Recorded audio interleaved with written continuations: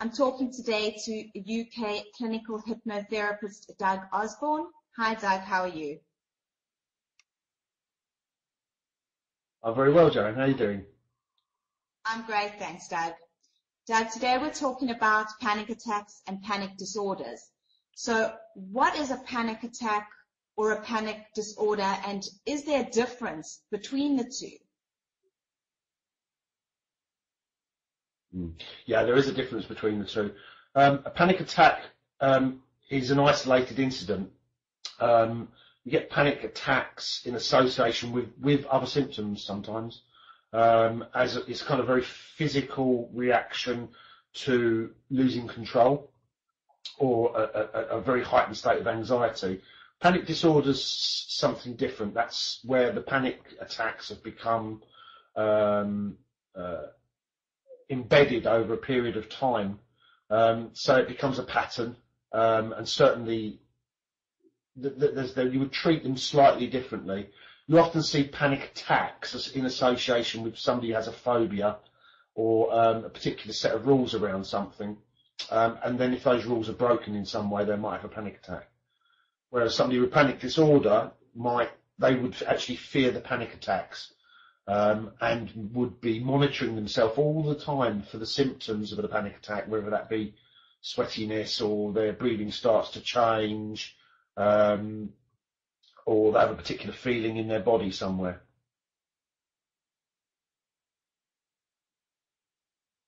Who suffers more from panic attacks, men or women, and why?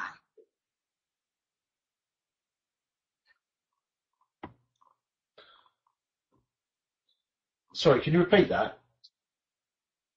Who suffers more from panic attacks, men or women, and why?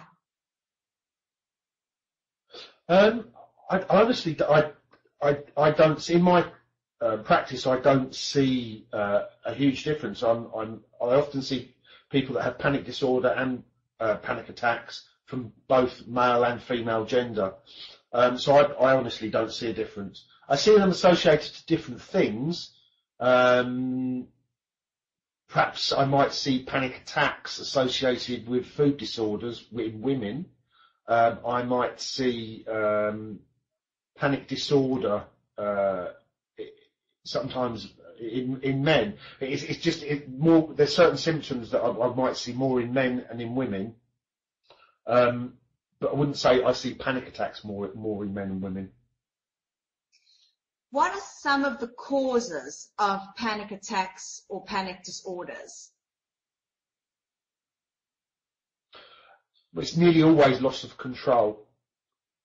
It's where at the beginning it's loss of control. Then generally with panic disorder, it becomes the cause of it is it's kind of a self-fulfilling prophecy. So I would be monitoring my breathing very, very closely, and any slight fluctuation in breathing, I would then interpret as a panic attack, even though I might have just briskly walked up some stairs. How can you use hypnosis to try and treat somebody with a panic attack or a panic disorder?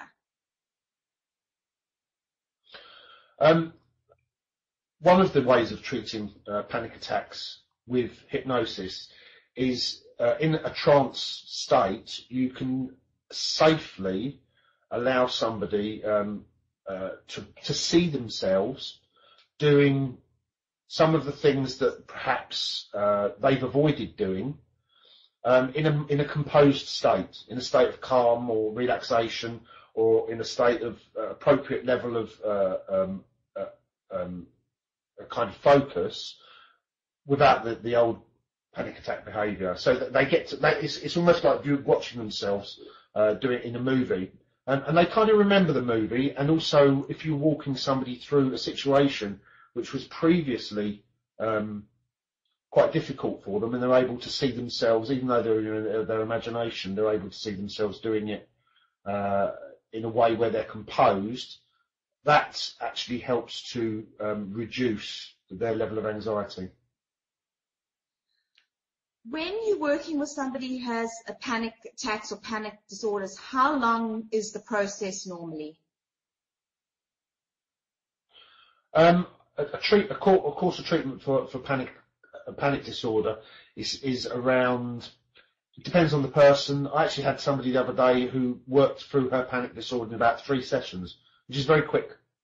Normally, I would suggest somewhere around 5 to 8 sessions for panic disorder.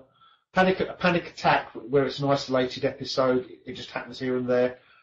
You can often work through that in a session or 2, but then obviously you have to work through the underlying anxiety or phobia, whatever's been the thing that's been causing the panic attacks to start with.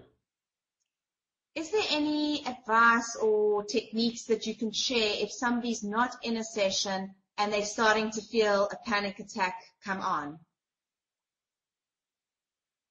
Yes. Something you can do is to try and tear your focus away from what's happening in your body, because that's often where their focus lies. Focus outwards and focus on something very detailed, and see if you can break down that item or start counting things. Sometimes I suggest people, if they're in the car having a panic attack, to stop the car in a lay-by and count cars as they're going past. Or look out the window and count the number of windows in a house. What does this actually do? Does it take your mind away from what you're thinking about that's causing the panic?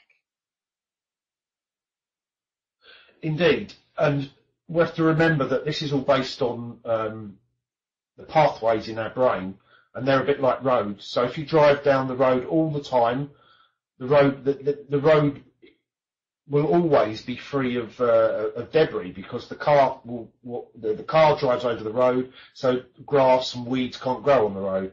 The minute you stop using those pathways, they begin is the use it or lose it thing in the body, same as if you don't go to the gym. If you don't use the pathways, the body begins to take them down. So when you're in the height of a panic attack, if you're able to tear your attention away and start focusing on anything else, it doesn't matter. Even if you jot it down on a little pad, write down what's happening to you, you're breaking that sequence, that mental sequence of always focusing in a particular way. And that in itself can begin to gently shake loose some of the cognitive, some of the thinking stuff around panic attacks. Thank you, Doug. Thank you so much for talking to me today. Thank you.